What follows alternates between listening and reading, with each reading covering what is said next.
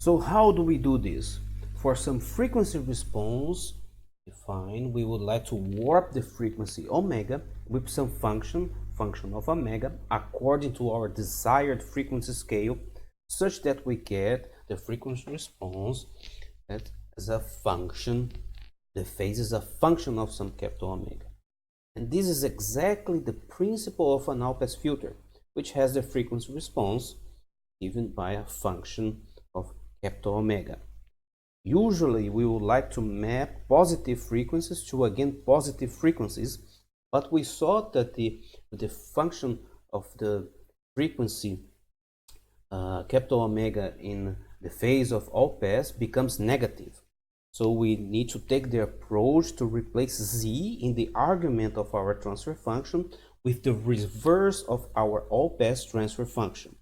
So this is replacing all delays of our filter to be warped by our Allpass filter.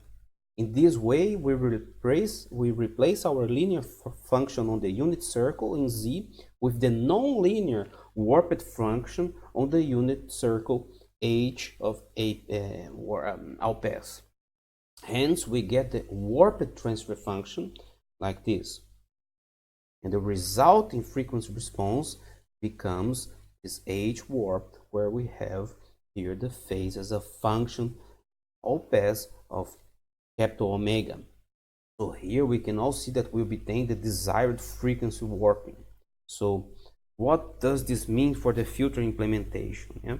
We know that our FIR filters always consist of many delay elements, z to the power of -1. So let's take a look at an example. If we take an FIR filter, we have here the frequency response, and its warped version is then here we're replacing with this Allpass frequency response here. And to obtain a desired filter, we now first have to warp our desired filter and then design our filter in the warp domain. Okay?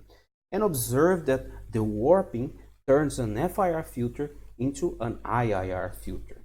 Okay? An example of this kind of design can be seen here. And here we have a 12-order filter approximated here. So we have the desired here. This is a 12-order approximation. Here is the same desired, but a 12-order approximation with warping approach to the Park scale. And you can see there are more information about this in these two papers. One is the Bark and the ERB bilinear transforms, Julius and Jonathan Smith and Jonathan Abel, and also with Schuler, Kramer, and Wapnick, Hirschfeld, frequency warping in low delay audio encoding, the IEEE International Conference on Acoustics, Speech, and Signal Processing.